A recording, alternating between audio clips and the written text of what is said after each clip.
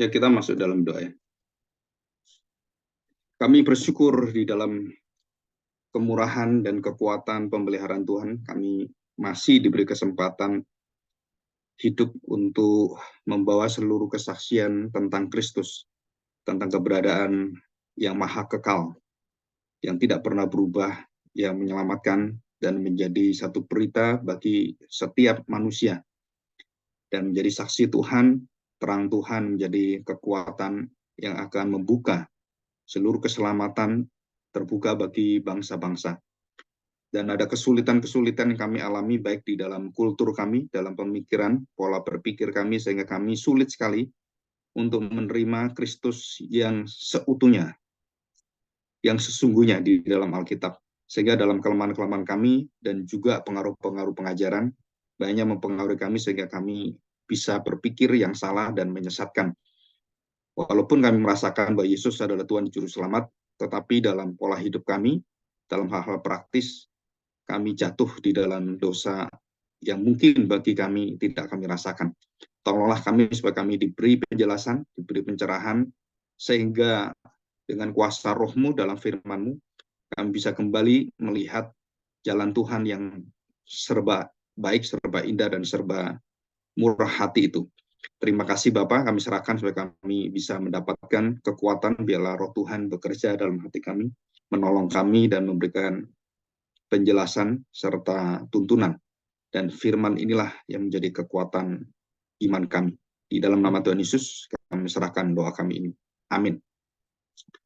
Ya, hari ini kita membahas memahami dui natur Kristus, khususnya Tuhan Yesus ya, yang kita pelajari beberapa waktu yang lalu, kita pelajari sedikit dari sejarah gereja.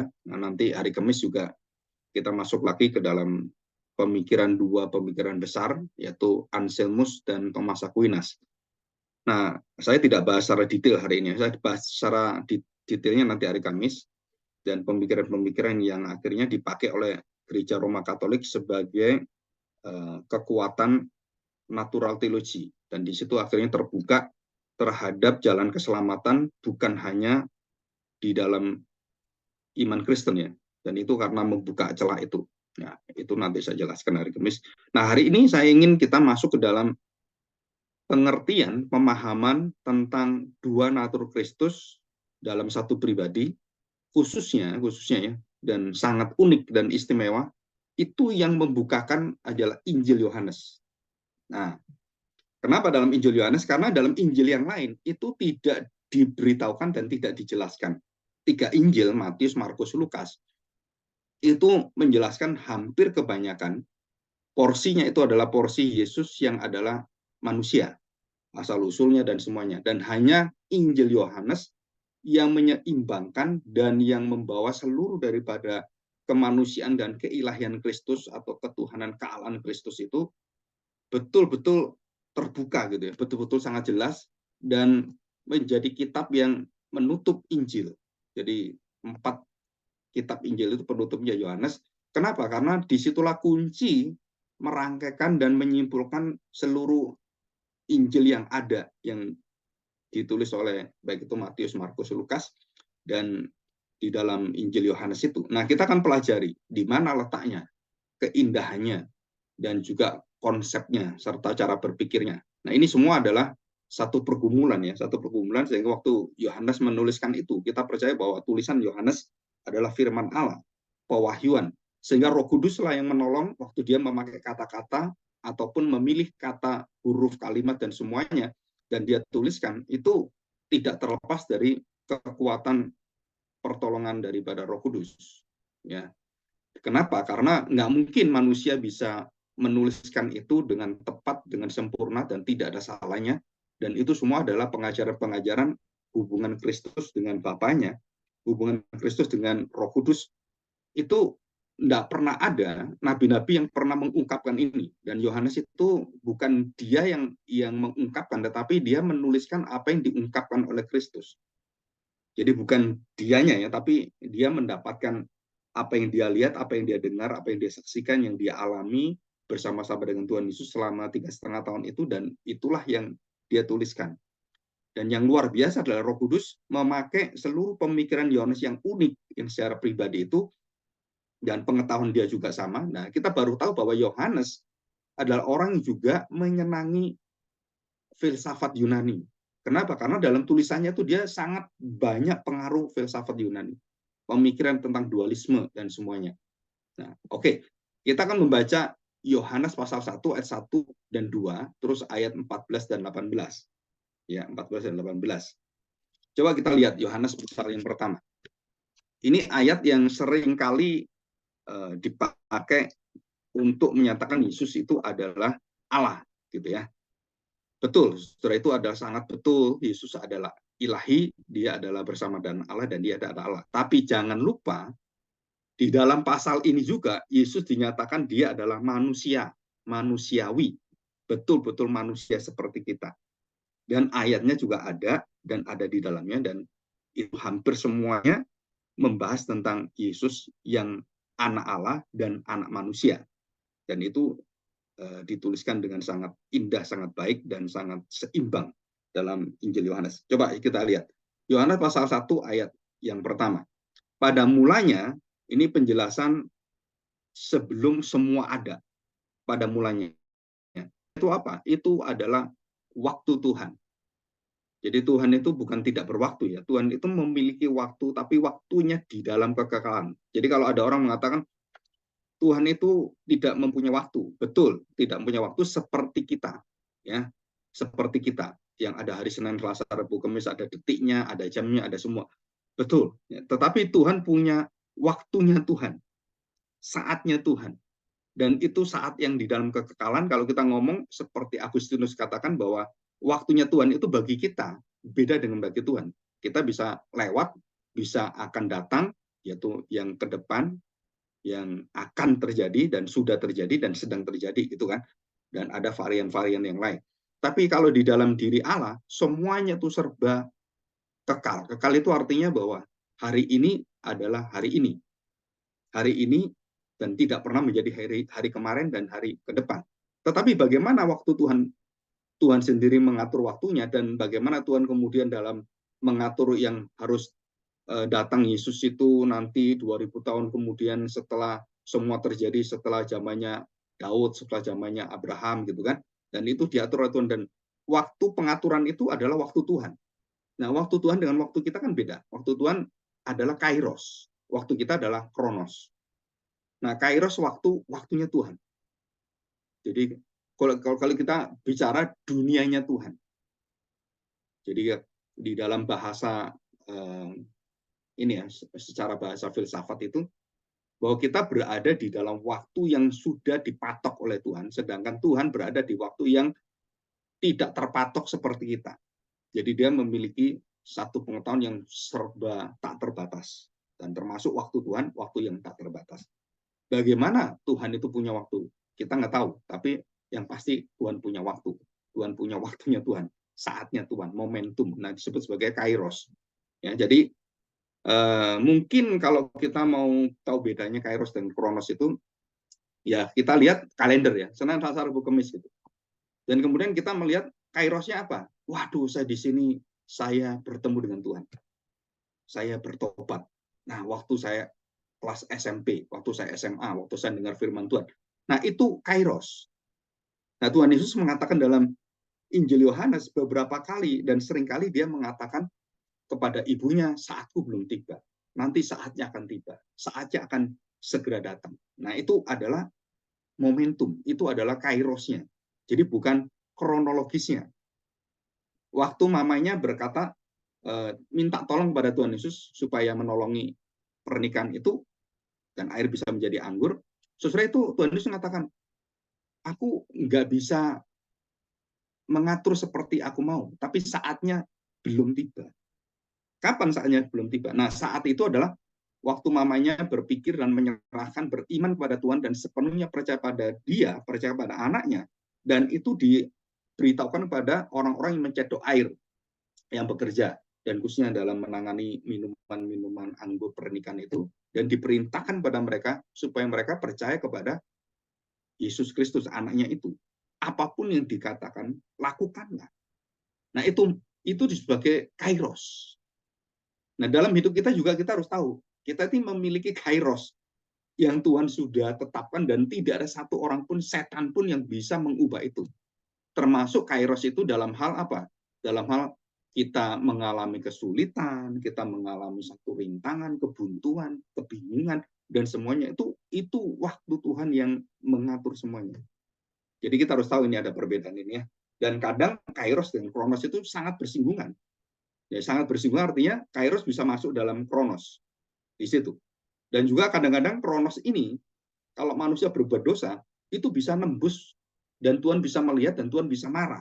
Seperti dosa Sodom Gomora dan lain-lain kan. Nah, dia mendengar itu sampai ke langit gitu, sampai ke surga, sampai ke telinga Tuhan sendiri, dan akhirnya Tuhan binasakan mereka. Itu ada kaitan-kaitan seperti itu. Nah, itu momennya yang disebut baik kronos, kemudian puncaknya dosa itu akhirnya Tuhan bertindak dalam waktu Tuhan menghakimi. Nah, itu kairos. Ya, oke, ini cuma sederhana aja saya menjelaskannya. Kita lihat pada mulanya adalah firman. Jadi jelas bahwa pada mulanya firman, firman ini semua orang tahu bahwa firman ini adalah firman Allah. Jadi logos ini, pengetahuan dan apa yang disebut sebagai pengenalan dan semua ya tentang seluk-beluk, tentang wahyu, tentang pewahyuan, logos. Jadi logos ini sebenarnya adalah firman, pewahyuan, penyingkapan diri Allah, pengetahuan Allah. Pada mulanya adalah firman. Nah, firman ini dikatakan tidak menunjukkan kepada satu tanda petik apakah ini pribadi atau bukan. Ya, pada mulanya adalah firman. Dan firman itu ada dan bukan diciptakan, bukan setelah itu dibuat oleh Tuhan dan kemudian berasal dari Tuhan. Dikatakan pada mulanya adalah firman. Nah, waktu dikatakan pada mulanya adalah firman, firman ini sendiri tidak berawal dan tidak berakhir. Kenapa? Karena istilahnya adalah dalam kekekalan. Dia sudah ada dalam kekekalan. Yang awal dan yang akhir di dalam seluruh kondisi itu ada, diadakan, dan berhenti, tidak ada, dan mati, hidup, semua ditentukan oleh Tuhan. Nah, sedangkan firman adalah tidak demikian. Firman itu sudah ada. Pada mulanya adalah firman. Jadi kalimat ini saja itu mirip dengan kitab Kejadian. Dan itu diringkas dalam satu pengertian bahwa Allah di dalam kitab Kejadian yang menciptakan semua yang ada itu adalah melakukannya di dalam firman. Firman Tuhan mengatakan hari pertama, kedua, ketiga, dan berfirmanlah Tuhan. Nah, itu firman. Terus firman itu, nah dijelaskan bahwa firman itu bukan firman yang lain. Firman itu ditunjukkan kepada satu keberadaan. Firman itu bukan lagi yang seperti kita ngomong, oh ayat firman Tuhan yang kita dengar, kata-kata yang kita dengar, bukan lagi sesuatu benda, bukan lagi sesuatu yang tidak berpribadi, tapi dikatakan firman itu bersama-sama dengan Allah. Jadi firman itu bersama-sama dengan Allah. Jadi firman itu ada kapan? Pada mulanya, sejak kekal. Dan dia berada bersama dengan siapa? Firman itu bersama-sama dengan Allah. Jelas kan? Jadi ini terlihat bahwa firman itu berbeda dengan Allah. Firman itu sangat beda. Jadi Allah ada firman. Jadi dua entitas, dua persona yang berbeda. Jadi firman dan ini Allah. Di situ. Jelas ya. Jadi ini pada mulanya adalah firman. Firman itu waktu kita kenal, oh firman yang menjadikan ini A, B, C, hari pertama, kedua, dan segala sesuatu yang mulia, dan berbicara dengan nabi-nabi, firman itu datang semua firman ini. Dan firman itu adalah sudah ada sejak mulanya. Terus kita berpikir, loh sejak mulanya ada, kan bukan ciptaan, bukan benda.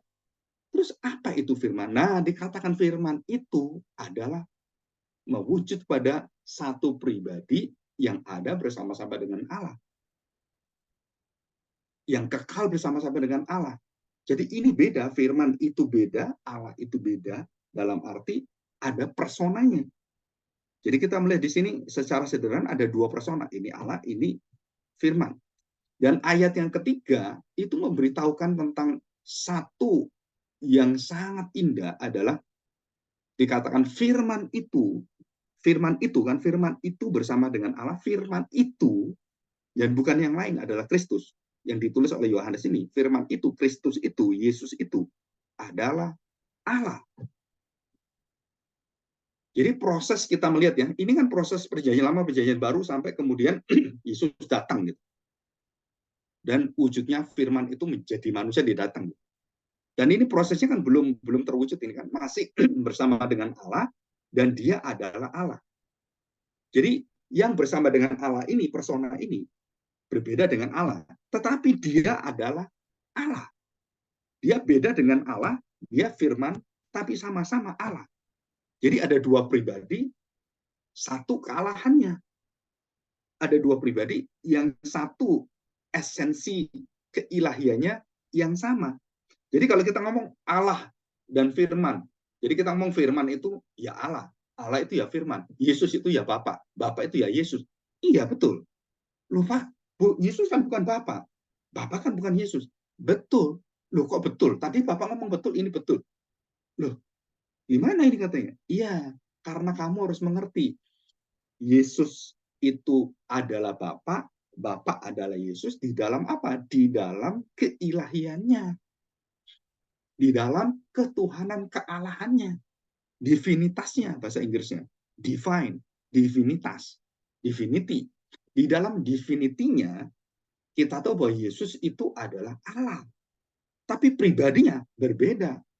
Firman berbeda dengan Allah. Karena dijelaskan firman itu adalah Allah, firman itu bersama-sama dengan Allah. Jadi ini kalau kita lihat urutannya, saudara perhatikan ya, ini penting sekali. Kalau kita lihat urutannya, jadi waktu Yohanes mengungkapkan siapakah Tuhan Yesus, dia memulai dengan sesuatu dimulai dari penciptaan. Dan dia adalah firman. Dan firman inilah yang berfirman, yang menciptakan hari pertama, kedua, ketiga, dan yang memanggil, yang menolong Adam, yang memanggil Nuh, dan kemudian membuat Batra, yang memanggil Abraham, yang memanggil Isa, Yakub, memanggil 12 suku-suku Israel itu yang dari keturunan Yakub, dan memanggil nabi-nabi yang berbicara. Ini adalah firman. Jadi saudara bisa menangkap ini. Jadi pola berpikirnya Rasul Yohanes mengerti tentang Kristus itu dibimbing Roh Kudus, dan waktu menuliskan begitu singkat, tetapi isinya kalau kita lihat, oh ini kaitannya itu di belakangnya pemikiran itu sangat panjang, sangat besar, dan dia cuma rangkum pada mulanya adalah firman. Firman itu bersama-sama dengan Allah. Nah, baru waktu kita diberitahu firman itu bersama-sama dengan Allah, loh, berarti firman itu bukan Allah, firman itu bersama-sama dengan Allah, berbeda. Dan keputusannya apa? Di ayat yang terakhir, pasal pertama, pasal 1 ayat 1 yang terakhir, dikatakan firman itu adalah Allah. Nah, ini adalah titik kesimpulannya. Jadi ada pemikiran, mulai dari kita manusia mengerti firman Tuhan dari kitab Kejadian dan seterusnya. Oh, kenal dulu firman. Betul kan? Nah, firman ini siapa? Diberitakan Yohanes, firman ini bersama-sama dengan Allah, berbeda dengan Allah. Jadi Yohanes mengajarkan firman dulu yang diingat oleh para nabi dan semuanya di latar belakang sebagai pencipta, menciptakan hari pertama, kedua, ketiga itu sampai hari ketujuh selesai, dan kemudian sejarah perjanjian lama itu adalah firman. Nah, dari situ baru diperkenalkan bahwa pribadi firman itu dengan Allah berbeda. Ini pribadinya. Jadi saya juga mengajar, orang itu mengajar apa? Kita harus mengajar yang pertama adalah bagaimana orang mengenal dulu firman Tuhan, dan firman itu berbeda dengan Allah. Nah, itu yang pertama. So. Pribadinya berbeda. Baru nanti kesimpulannya, loh berbeda, kok bisa sama-sama dengan Allah? Berbeda kok bisa menciptakan? Berbeda kok bisa berbicara dan memerintah nabi-nabi? Berbeda kok bisa melawan malaikat-malaikat yang jatuh dalam dosa dan mengempaskan mereka dan kemudian menghukum mereka? Ini firman itu siapa? Pernah menampakkan diri kepada Yakub dalam pergumulan, pernah menampakkan diri kepada Yosua sebagai kepala panglima tentara Allah, pernah menampakkan diri kepada Gideon, pernah menampakkan diri kepada Hagar, dan Kristofani atau Teofani itu adalah firman. Dan firman ini berbeda dengan Allah. Jadi ada dua pribadi yang diperkenalkan oleh Yohanes. Dan pribadi firman ini adalah yang mengerjakan semua pekerjaan penciptaan semua di sana. Dan bersama-sama dengan Allah berarti pribadinya, entitasnya, personanya berbeda dengan Bapa. Nah, ini yang diajarkan Yohanes. Dan kemudian ditutup menjadi satu kesatuan bahwa firman itu adalah Allah. Nah, saudara, jadi pribadi itu kita harus tahu Bapa, Anak, dan Roh Kudus ada pribadi personanya dan kelakuannya, tindakannya, semuanya masing-masing ada tata keramanya. Ada tata pelaksanaannya, ada tata aturannya, ada tata normanya, dan ada tata peranannya. Jadi Bapak berperan apa, Anak berperan apa, Roh Kudus berperan apa, itu ada dan mereka berbeda. Ya, kita harus tahu ini. Jadi kita harus tahu dulu perbedaan ini dulu, karena Yohanes membimbing kita mengerti tentang Tritunggal, mengerti tentang Kristus adalah pribadi yang berbeda dengan Bapa. Saudara, ini yang penting ini. Jadi kita nggak bisa menyatakan, oh sama aja. Yesus katakan aku dan Bapa adalah satu Bapa. Kamu melihat aku melihat Bapa. Aku adalah Bapa, Bapa adalah aku. Wah, sama saja. Nah, saudara, banyak pengajaran yang tadi itu kan, yang kemarin saya bawa dengan gambar ini, saudara. Nah, saudara perhatikan. Nah, ini ya, ada 6 aliran di dalam penyelewengan tentang Yesus yang adalah manusia seutuhnya, sebenarnya, sesungguhnya, dan Yesus yang adalah Allah sesungguhnya, seutuhnya, sebenarnya. Nah, gitu kan. Nah, yang pertama, ebionisme. Yang kedua, arianisme. Apa bedanya, saudara, dengan doketisme, dengan apolorianisme? Saudara, ini alirannya, aliran yang membawa ini adalah Bapak Gereja, saudara. Orang-orang yang di dalam gereja yang kesulitan mengerti dan mengharmoniskan keilahian, kemanusiaan Kristus dengan pengertian mereka, dan mereka berpikir akhirnya mereka jatuh di dalam dosa, jatuh dalam kesesatan, dan jatuh di dalam penyelewengan. Seperti ebionisme mengatakan Yesus itu bukan Allah, pokoknya dia bukan Allah, nggak mungkin Allah, dia itu manusia seutuhnya. Nah, titik. Sedangkan doketisme mengatakan Yesus bukan manusia, dia adalah Allah. Dia hanya memakai manusia Yesus itu sebagai topengnya. Dia bisa memakai orang lain, bisa memakai siapapun. Jadi Allah itu bisa masuk ke dalam diri manusia dan mewujudkan dia mau jadi apa, bisa. Tapi dia adalah Allah sendiri. Ya, Yesus bukan manusia, dia Allah seutuhnya. Yaitu doketisme. Nah, sedangkan arianisme mengatakan Yesus itu ya ada Allahnya, dia ya ilahi juga, tetapi dia itu bukan Allah sepenuhnya. Itu arianisme. Arianisme itu tidak menolak Yesus tidak ilahi, salah, saudara. Yesus itu ilahi, tapi ilahinya itu dibawa dari Bapa. Dan ini pemikiran ini ada dalam pemikiran beberapa pendeta, termasuk Pak Erastus juga, yang berpikir seperti arianisme. Oh, Yesus itu di bawahnya Bapa, dia diutus Bapa, dia lebih rendah dari Bapa. Dan dia bukan Allah mayor, dia Allah minor. Gitu. Dan banyak istilah-istilah yang lain. Nah, saudara, itu sama dengan arianisme yang sudah ditolak oleh gereja Tuhan sepanjang sejarah hampir 2000 tahun, disebut sebagai ajaran sesat. Nah, semua yang mengajarkan ini sesat. Kita harus mengatakan bahwa ini sesat. Kenapa? Karena itu ditolak oleh gereja sepanjang sejarah. Nah, sekarang muncul di abad 21 ini hamba-hamba Tuhan yang dari Amerika, dari manapun, kemudian ngajar ngawur, saudara, kita mengatakan itu melawan firman Tuhan. Nah, sedangkan apolorianisme mengatakan Yesus tidak seutuhnya manusia. Dia manusia, tetapi dia masih memiliki percikan-percikan logos, percikan-percikan ilahi. Jadi dia bisa berbuat mujizat, itu dia ada kuasa ilahinya. Mengapa ini terjadi? Karena ada pemikiran di belakang layar, 4 ajaran yang sesat ini adalah berkaitan dengan dualisme yang ada di pemikiran filsafat Yunani.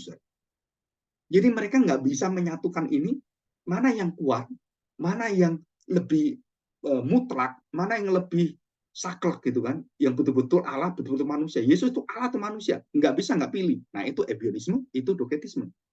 Yesus Allah, nah berarti doketisme. Yesus manusia, ebionisme. Oh, dia itu Allah tetapi ada manusianya. Oh, dia itu manusia tapi ada Allahnya. Nah, saudara, masuk arianisme dan apolorianisme. Begitu jelas. Kenapa? Ya karena mereka nggak bisa. Jadi mereka masih pegang Allah ya Allah, manusia manusia. Yang satunya berkompromi. Ya, dia Allah, tetapi ada manusianya. Dia bisa pakai manusia. Oh, dia manusia. Dia bisa punya kuasa keilahian kalau dikasih. Nah, sore di sini. Jadi inilah yang membuat dari mana latar belakang pemikiran ini kok bisa sesat seperti ini. Saudara, itu dari pemikiran dualisme Yunani. Dan alirannya adalah gnostisisme. Gnostisisme. Jadi pakai G, gnostisisme. Dan inilah yang banyak orang-orang Kristen waktu membaca, waktu belajar, saya pun sama pada awalnya bingung-bingung, tetapi setelah diberitahu oleh seorang ahli sejarah teologi, dan saya diminta untuk belajar apa? Belajar melihat segala pemikiran yang ada itu ada yang mempengaruhinya. Kalau kamu tidak tahu di belakang mempengaruhinya, kamu akan bingung. Ini kok bisa gini? Ini kok bisa gini? Dari mana ini asalnya? Kok bisa ada ebionisme, arianisme, doketisme, apolorianisme?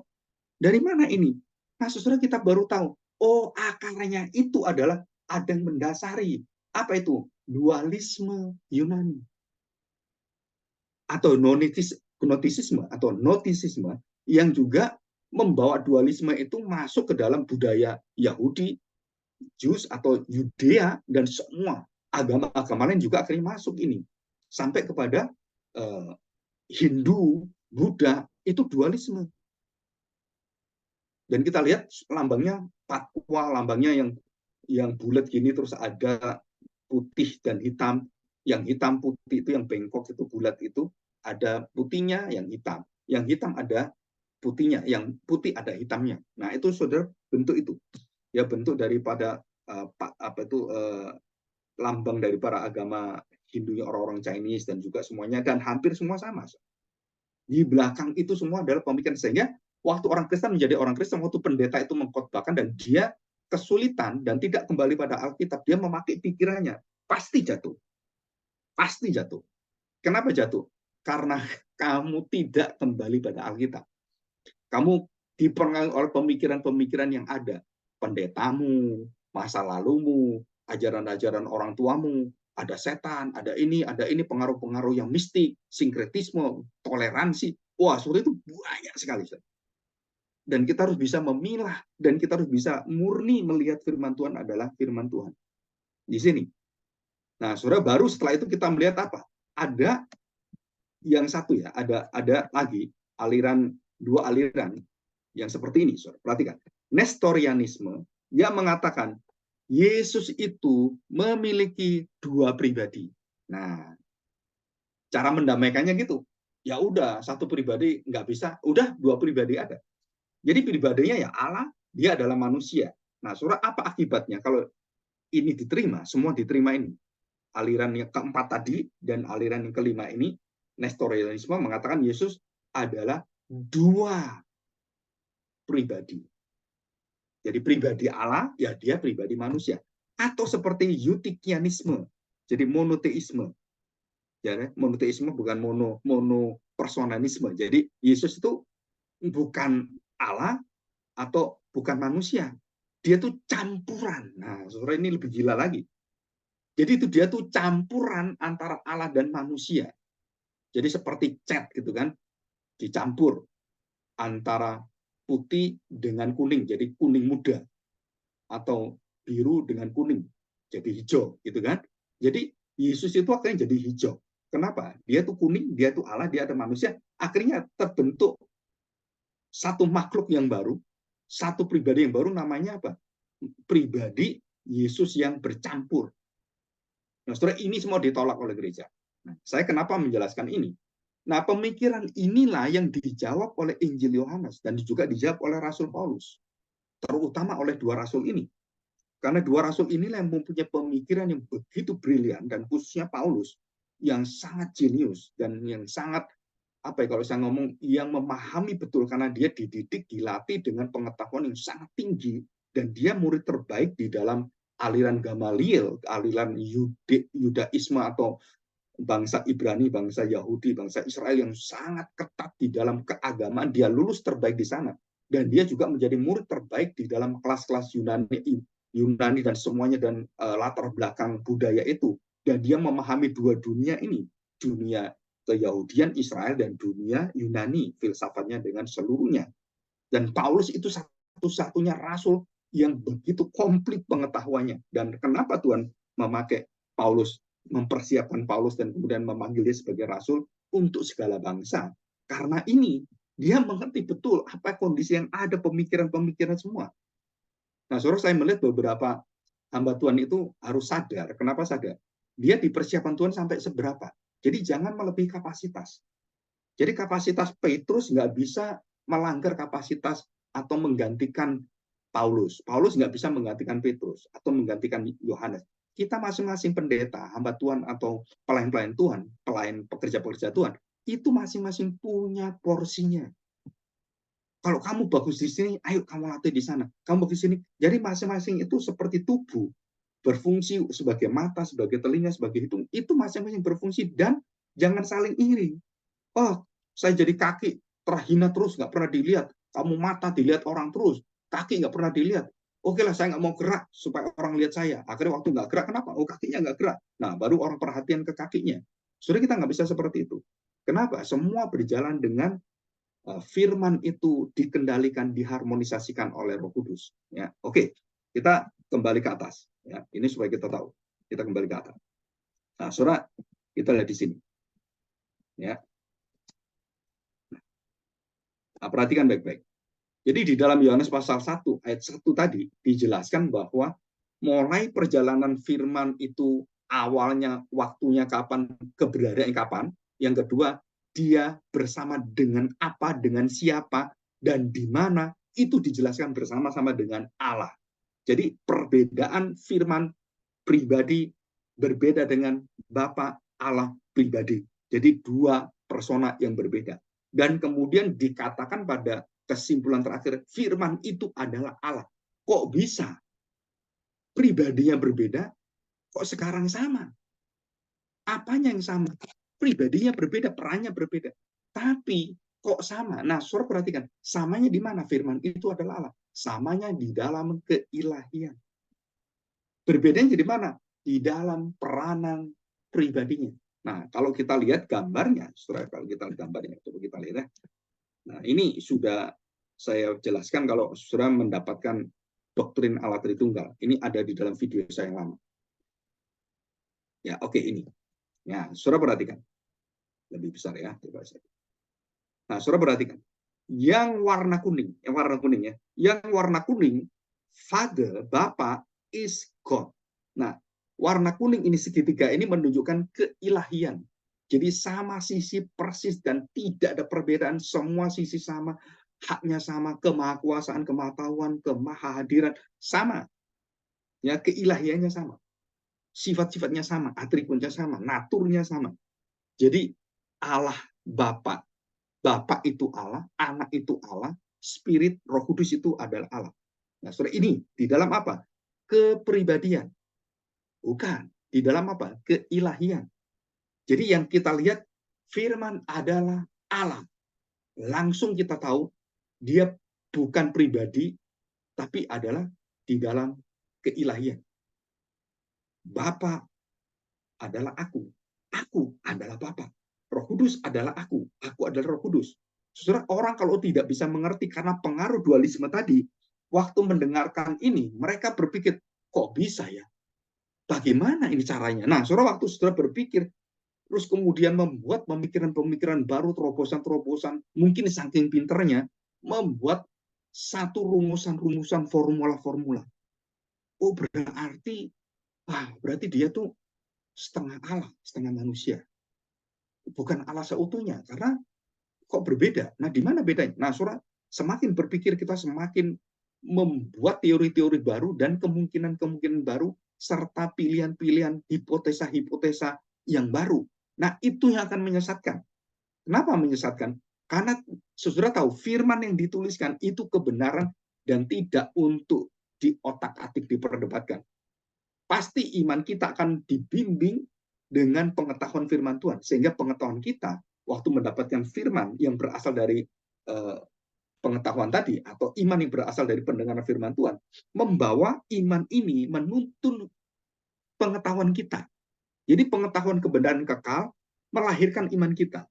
Nah, iman kita akhirnya melahirkan pengetahuan yang bersama dengan pengetahuan kekal. Pengetahuan yang berdasarkan iman kita. Jadi waktu saya percaya Tuhan Yesus, saya beriman pada Tuhan. Dan waktu dikatakan Tuhan Yesus itu adalah Allah, bersama-sama dengan Allah. Iya, dia adalah Allah. Terus dikatakan, Yesus firman itu adalah Allah. Loh, dia kan bersama Allah, anak bersama dengan Allah. Jadi beda dengan Allah. Iya, beda. Loh, kok bisa beda, bisa sama? Iya, saya terima. Kenapa saya terima? Karena firman Tuhan. Orang-orang beriman sederhana, dia gampang masuk surga. Sedangkan orang-orang yang ngepinter, terlalu jelimet, rumit, terus dia berpikir-pikir seperti itu, tidak mendahulukan imannya, dia jatuh. Dan inilah dikatakan oleh siapa ini, Thomas Aquinas dan juga Anselmus, bahwa iman itu harus dipimpin oleh firman. Di situ. Karena apa? Karena kamu bisa beriman lahir dari firman. Sedangkan pengetahuan kita yang baru waktu membaca Alkitab, ini pengetahuan firman kan sudah ada, kebenaran sudah ada. Terus kita mengertinya dan mengetahuinya. Nah, waktu kita mengetahuinya dari iman saya, ada sesuatu yang sulit. Kok ini bertentangan? Ini Allah, Yesus adalah Allah, Bapa adalah Allah, Yesus Allah, Bapa Allah. Loh, kok bisa? Yesus kan Yesus, Allah kan Allah. Nah, sorry, di situ kita sulit menggabungkan, mengharmoniskan kebenaran ini. Saudara, kita nggak bisa mencari jalan keluarnya dengan pola kita. Kita harus balik ke Alkitab. Oh, berarti Yesus itu pribadinya berbeda. Nah, pribadinya berbeda. Betul. Kok sama? Bapak dan aku satu. Adalah satu. Bapak, firman adalah Allah. Allah adalah firman. Bapak adalah aku adalah Bapak.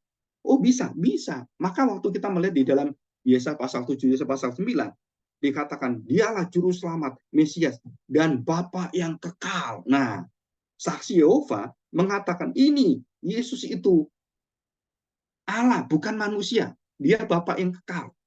Dia bukan ya dia manusia seutuhnya, Allah seutuhnya. Enggak, dikatakan Bapa yang kekal. Dari sisi yang lain, oh dia berarti menyamakan diri dengan Bapa.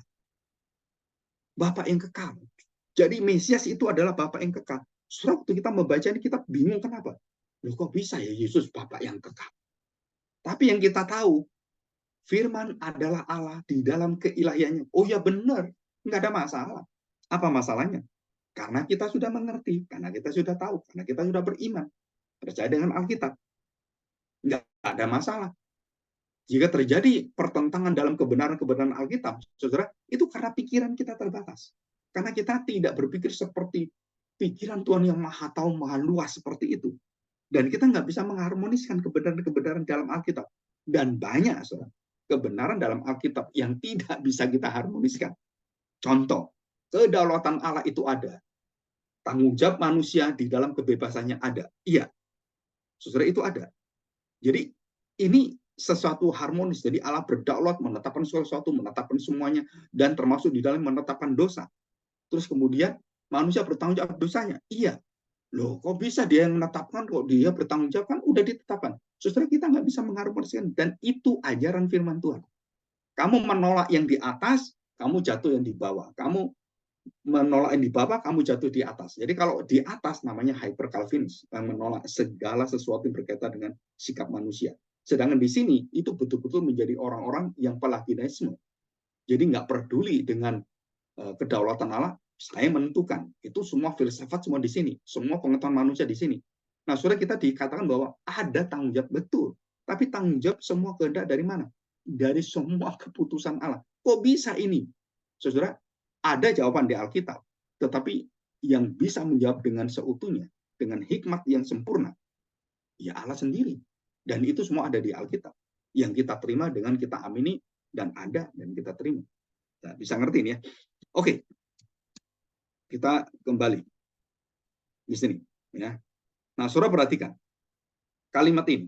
Yesus adalah manusia dan Allah. Dikatakan dari awal sampai akhir. Nah, kita baca pasal yang kedua. Saudara, dikatakan, ya, pasal kedua ini kan lanjutan pasal yang pertama. Ia pada mulanya bersama-sama dengan Allah. Saudara, dikatakan dan dijelaskan. Pada mulanya itu ngapain? Ia bersama dengan Allah. Ayat yang 3, segala sesuatu dijadikan oleh dia, dan dijelaskan lagi, tanpa dia tidak ada sesuatu pun yang telah jadi dari segala yang telah dijadikan. Jadi kenapa saya mengatakan hari pertama, kedua, jadilah, terang, itu adalah Yesus sendiri. Karena ayat ini, saudara, segala sesuatu dijadikan oleh Dia. Dan tanpa Dia tidak ada sesuatu pun dijadikan. Jadi Bapa itu di dalam peranan pribadi masing-masing menyerahkan yang mengeksekusi, yang mengatakan jadilah hari pertama, jadilah hari kedua. Itu adalah Yesus, Firman. Saudara, kalau kita nggak membaca dan tidak mengenal 1 Yohanes, saya nggak berani mengatakan bahwa yang mengatakan kejadian dalam kitab Kejadian, jadilah terang, jadilah, itu adalah Yesus. Bapak ini sesat. Kok bisa tahu Yesus? Ya tahunya dari mana? Dari Yohanes. Kitab Yohanes, Injil Yohanes ini beritahu segala sesuatu dijadikan oleh Dia. Dieksekusi oleh Dia, dilakukan oleh Dia. Diserahkan oleh Bapak kepada Dia. Penghakiman diserahkan Bapak kepada Dia. Penebusan diserahkan Bapak kepada Anak. Saudara, ini adalah peranan. Loh, berarti Bapak nggak bekerja? Enggak. Bapak tidak menciptakan. Menciptakan di mana? Di dalam keilahiannya. Kenapa? Karena Bapak dan aku adalah satu. Firman adalah Bapak. Firman adalah Allah. Allah adalah Firman. Jadi kalau anak mengerjakan jadilah hari pertama, jadilah kedua, dia terikat dengan Bapak yang kekal. Jadi Bapak juga melakukan apa yang dia lakukan. Dia menciptakan, Bapak juga ikut mencoba. Anak menebus, Bapak juga menebus. Berpartisipasi di dalam, aktif dalam keilahian, tetapi pasif di dalam peranan-peranannya. Dia tidak ikut campur, anak yang melakukan. Ini sangat mudah. Kalau kita mendapatkan kuncinya ini, saya sampai sekarang itu banyak, apalagi jemaat ya, pendeta-pendeta pun masih kacau. Bahkan guru-guru teologi pun di sekolah Alkitab masih kacau. Kenapa? Saya nggak tahu, padahal mudah sekali. Apa yang mudah? Terimalah firman Tuhan dengan imanmu dan percayalah firman tidak bersalah, maka kamu akhirnya diberi pengetahuan. Saya dulu mencari-cari, nggak bisa ini. Oh, dia manusia. Kenapa dia seperti ini? Kok bisa dia nggak berdosa? Dari mana nggak berdosanya? Kalau dia manusia, ya dia kan sudah kena dosa. Dia sudah kena dosa asal. Dari mana dosa asal bisa hilang? Wah, suruh itu berpikir. Dan akhirnya timbul teori-teori. Wah, ini saya jadi orang sesat ini. Nah, di situ saya sadar. Roh Kudus menyadarkan saya dan mengembalikan saya pada firman Tuhan. Saya baca firman Tuhan. Kenapa? Karena satu-satu yang bisa menolong kita adalah firman kebenaran, yaitu firman Tuhan. Jangan pikiran kita yang kemana-mana, lari kemana-mana. Kita balikkan kembali ke firman Tuhan. Nah, oke ya. Kita lihat ini. Surah kita lihat. Ayat yang ke-14. Nah, tadi memberitahukan bahwa ini loh, firman itu adalah Allah dan dia betul-betul Allah. Ya. Asal-usulnya, keberadaannya, kebersamaannya dengan Allah menunjukkan dia itu adalah sesungguhnya Allah sesungguhnya. Sungguh-sungguh Allah. Itu bahasa yang paling suka saya pakai istilah ini. Jadi bukan 100% Allah, 100% manusia. Kenapa? Saya nggak pakai itu. Dan banyak yang pakai itu nggak ada masalah kalau mengerti ya. Tapi kalau berdasarkan firman Tuhan, berdasarkan istilah-istilah firman Tuhan, itu adalah vere homo, vere Deus. Sesungguhnya atau sungguh-sungguh Allah, sesungguhnya betul-betul dia adalah manusia dan dia adalah Allah. Nah, itu istilah yang di dalam Alkitab, lebih baik kita pakai istilah dalam Alkitab. Nah, dikatakan bahwa firman itu, ayat 14 ya, firman itu telah menjadi manusia dan diam di antara kita.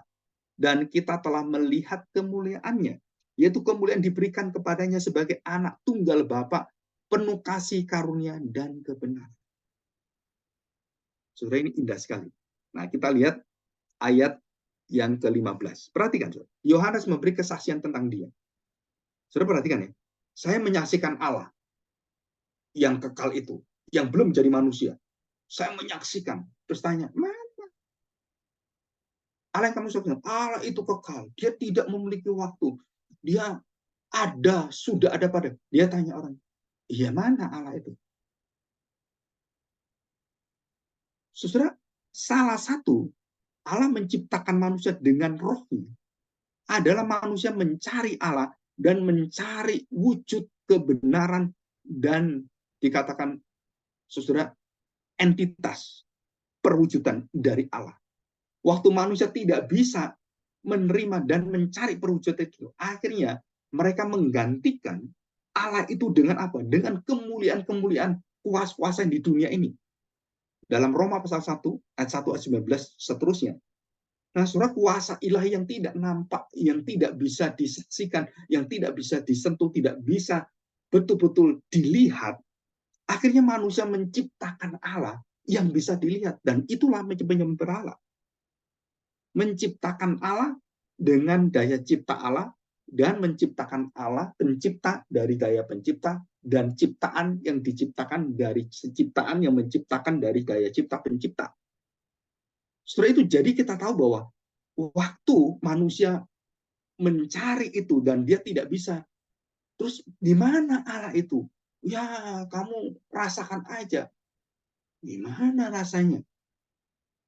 Saudara, kenapa Allah harus menjadi manusia? Salah satunya adalah, itu adalah pilihan supaya manusia mengenal hukum pertama, hukum kedua, dan sampai hukum ke-10.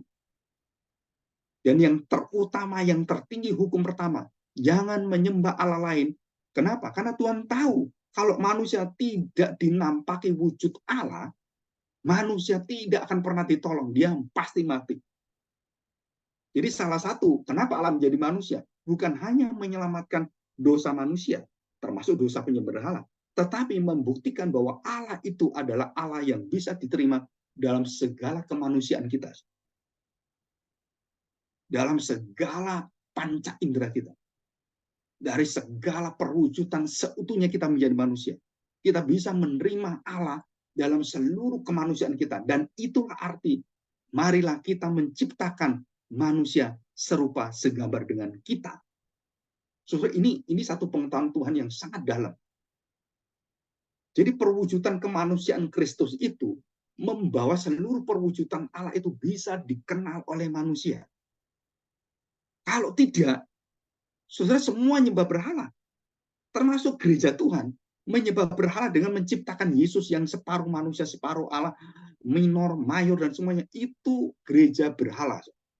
Jadi kalau pendetanya mengajar nggak benar, memberhalakan semuanya, dan kemudian menciptakan Yesus yang salah, seluruh umatnya itu masuk dalam kesesatan. Dan mengenal Yesus yang salah tidak bisa masuk surga. Dan itu kecelakaan yang luar biasa. Jadi dikatakan di sini, firman itu telah menjadi manusia. Selalu firman itu, bukan firman yang lain.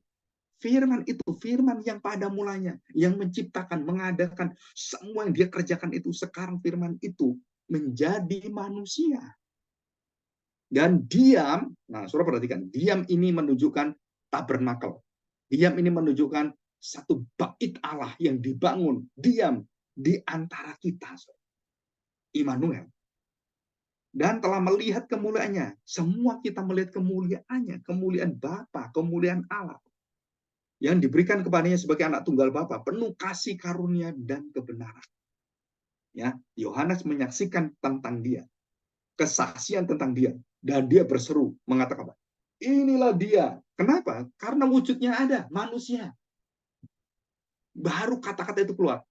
Inilah dia, persona, firman menjadi manusia, dan dikatakan, yang ku maksud ketika aku berkata, kemudian daripadaku akan datang yang telah mendahului aku, ada sebelum aku dan akan mendahului aku, sebab dia telah ada sebelum aku, sebelum Abraham, sebelum Musa, sebelum Nuh, sebelum Adam, sebelum saya, sebelum kita.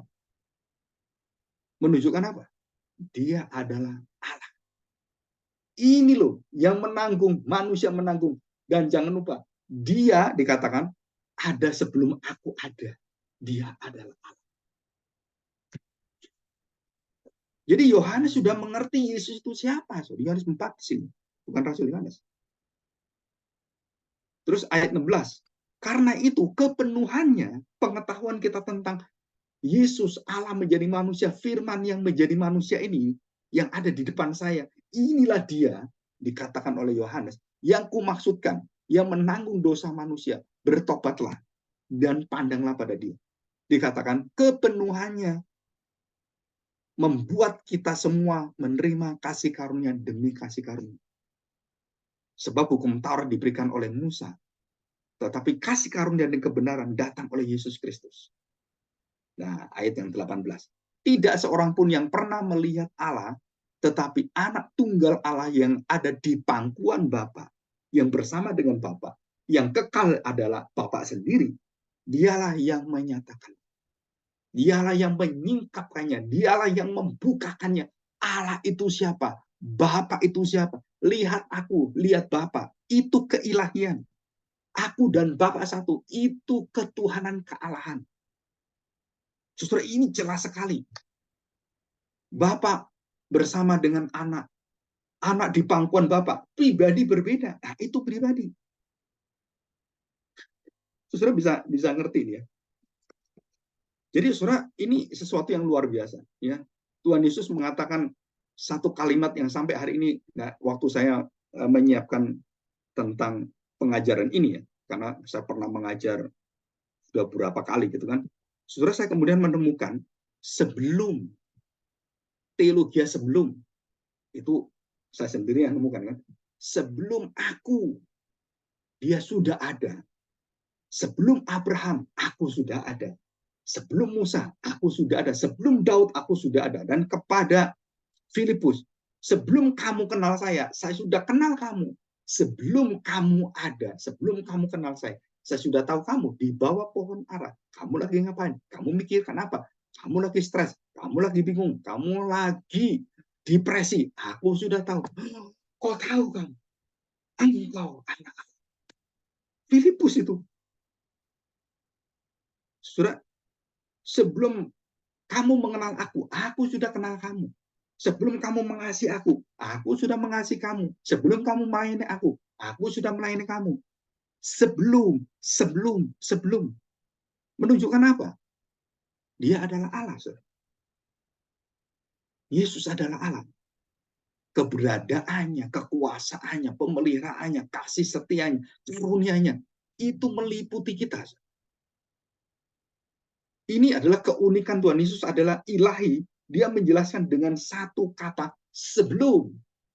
Kristologi sebelum. Teologi sebelum. Kamu sebelum apapun, sebelum dunia ada, aku sudah ada. Surah ini sangat indah sekali. Sebelum kamu mengerti segala sesuatu, aku sudah menyediakan semuanya. Sebelum kamu sampai di sini, aku sudah menyiapkannya. Sebelum kamu datang ke sana, aku sudah menyiapkan seorang janda untuk memberi engkau makan. Sebelum kamu datang, aku sudah mempersiapkan burung gagak untuk memberi kamu makan. Sebelum kamu meninggalkan aku, melarikan diri, aku siapkan ikan besar untuk menelan kamu. Aku siapkan ulat untuk memakan daun. Saudara, ini semua Allah. Keilahian Kristuslah yang mengerjakan ini semua. Yang berkaitan dengan seluruh umat manusia yang bisa dilihat kepenuhannya. Wah, saudara, ini indah sekali. Maka dikatakan oleh Rasul Yohanes, begitu indah kebenaran kasih karunia ini. Begitu mulia. Jadi kita lihat Yunus waktu mendapatkan seluruh pemeliharaan Allah. Siapa yang mengatur semuanya? Yang menumbuhkan pohon, yang kemudian mengirim ulat, memakan daun-daun. Saudara tahu? Diserahkan pada siapa? Pribadi siapa? Yaitu Yesus sendiri. Yang bertemu dengan Gideon, Yesus sendiri. Yang bertemu dengan Abraham, Yesus sendiri. Kita tahu dari mana? Setelah kita membaca Yohanes pasal 1. Yohanes pasal 1 membukakan betapa hebatnya, betapa menakjubkannya, ajaibnya asal-usul Tuhan Yesus. Dan dia sudah ada dari sejak zamannya Adam dan Hawa. Dan bahkan sebelum ada penciptaan, dia sudah ada. Wah, saudara, dan disinilah kita belajar hari ini keindahan Kristus dalam hidup kita. Ya, kita bersyukur, kita masuk dalam doa, dan kita